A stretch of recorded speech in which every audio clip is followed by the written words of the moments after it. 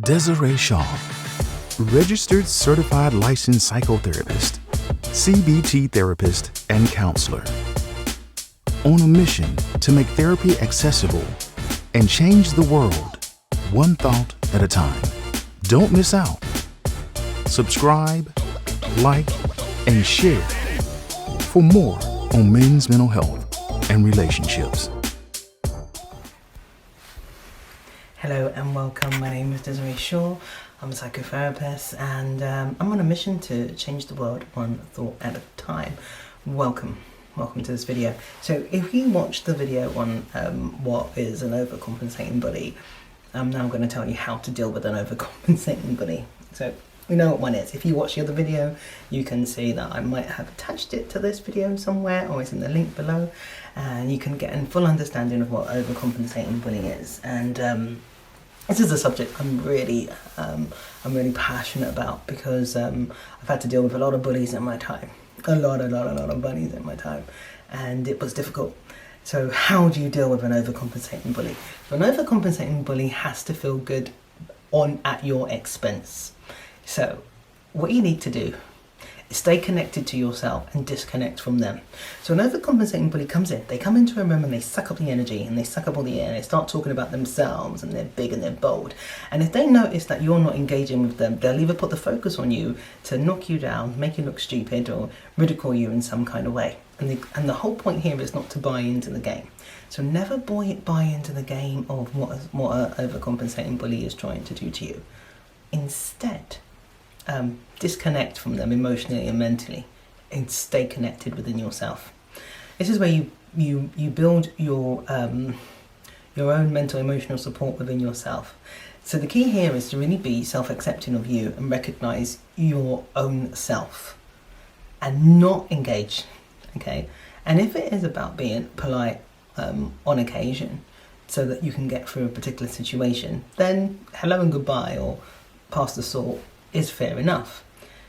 But never get into an argument with an overcompensating bully, because it's a big waste of your time. If you find that you are engaging on a one-to-one basis with an overcompensating bully or in front of people, they will always be different in front of a crowd. So an overcompensating bully will be very different in front of a crowd. If they have noticed that you're no longer playing along with them, they will either try to shun you, probably make up stories about you, or do not very nice things. Your job here is to use simple language. Don't overcomplicate it, because what a bully will do is try to twist your words as best as they can to signify how intelligent they are and how much they're in power. Don't play the game, okay? Now create boundaries. Boundaries are a fantastic way of being able to deal with the bully. You decide on how close you'll let that bully in based on why you have to let them in. So if they're an overcompensating bully at work and it may be your boss, it's understanding the language and being able to recognise what they're actually doing. Okay, listen more, speak less. Make sure you're safe and disconnect from them emotionally and mentally. By putting any attachment or meaning to what they say means that they're the ones in charge. By not connecting with all the nonsense that's going on for them is actually you playing your own game. But you're not playing any game. You're actually being a human being and getting on with things. So it's not about you sticking up for yourself by arguing back. It's about you grounding. So staying grounded, staying steady within your own feet, knowing and recognising why you are where you are. Okay? Explore how you feel physically. This is some mindfulness. They need you to buy into the concept of the fear. And if you don't feel the fear, then they're not winning. So they're going to try as much as they can for you to feel the fear, because that bully needs you to feel that you have been rejected and not accepted and not approved of. And that's why it's important for you to recognise your own acceptance of you and that you are approved of and that you can accept yourself and that rejection is not fatal. And it's okay if somebody rejects you, and it's okay if you feel rejected. It doesn't mean that you're not worthy or not good enough, because the overcompensating bully, needs you to buy into the way that they actually feel about themselves.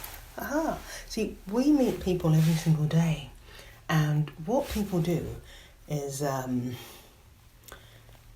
we project ourselves onto others. And often a bully needs you to feel the way that they actually feel internally. Now, if you don't, they will hate that.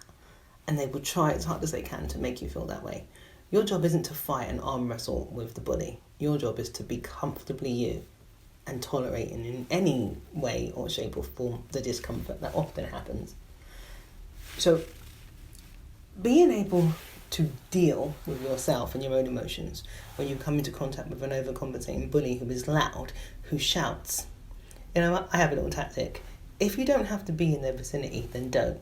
If you do have to be in the vicinity, it's kind of like when you got to kind of sing a little song in your own head to support yourself and don't engage. If there are other people in the room and you can have another conversation with somebody else, go for it. If everybody else is terrified by the bully and they need to deflect the attention of themselves, so they may focus on you, because people do that sometimes, you know. Everybody thinks the same way about a compensating bully, but nobody wants to say anything. Everybody steps back and everybody pretends that they didn't notice, and they sit on the fence, and then afterwards they may come to you and go, oh yeah, I didn't really notice that. And you're thinking, oh, you flipping little liar, you saw everything, what are you lying for? Or they might actually support you behind closed doors but not say nothing if something is happening. Now those types of people, that's a different video completely, but if that's the case and you are quite alone and dealing with a bully, this is where you've got to ground yourself. Now these tough situations are made to build us, make us stronger, and the bully is only as strong as you make them feel.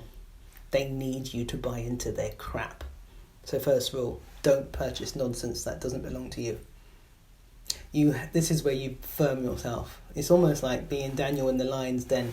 I'm not extremely Christian in any shape or form, but it's a really good analogy to recognise that you can stand it. As terrifying as a situation can be, you can deal with it. And it's grounding yourself and feeling comfortable within yourself, creating limits, create boundaries. How close can that bully get to you? And when have you had enough? Decide when you've had enough. I remember being in the vicinity of various bullies. One in particular was very loud, very rude, very obnoxious, and this person decided to, they used ridicule as a massive thing. I remember this happened when I was in school. There was this guy, I'll never forget him, and he was my bully. And he was really short. And I found that as well. The smaller they come, the louder they are, the more obnoxious they are, the more mentally and emotionally violent they are. He was very violent, emotionally and mentally. And it was torture for me growing up. But I got to see the pattern in other people. And I got to understand it even more so. He needed me to feel the way that I did in order for him to feel the way that he did. Once I took that power away, he was insignificant. And that is actually how a bully really feels, insignificant, until you make them feel significant by giving them the power that they need in order to feel strong. So how do you deal with a overcompensating bully? By recognising that you are a unique individual and you don't deserve to be treated that way. And you can manage yourself sensibly, calmly, politely, and without confrontation. Words like no thank you, I'm leaving the room, that's not okay with me, I don't want you to do that, this is uncomfortable, please stop, are perfectly acceptable. And you can say that. Keep your words simple. Don't have too many words with them. And if they start to question you, it's okay to say, I'm fully uncomfortable with this line of questioning and I would like you to stop. And then if they push really hard, be it at work, be it even in any other social setting, use the words, this line of communicating is quite intimidating, so I'm going to take a moment to myself, process it, and I'll get back to you. Always create an opportunity for yourself where you can take some time. You don't have to deal with the bully on their terms. You can deal with the bully on your terms. Okay? Just because they want it now, or they're putting you in that position to feel like you've got to do it now based on their bullying, doesn't mean that's what you follow through with. All right?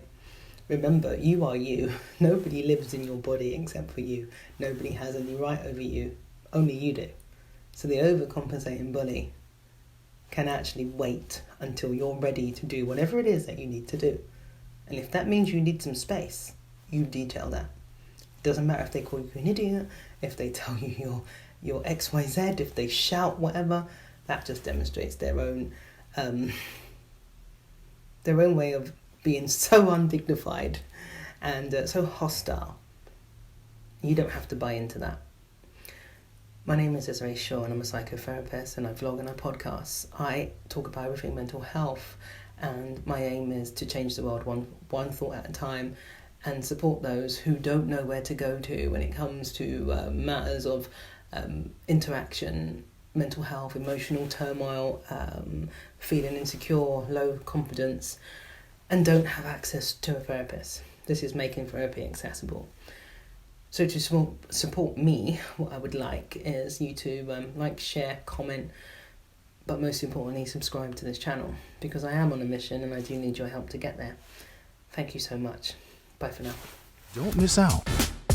Subscribe, like, and share for more on men's mental health and relationships.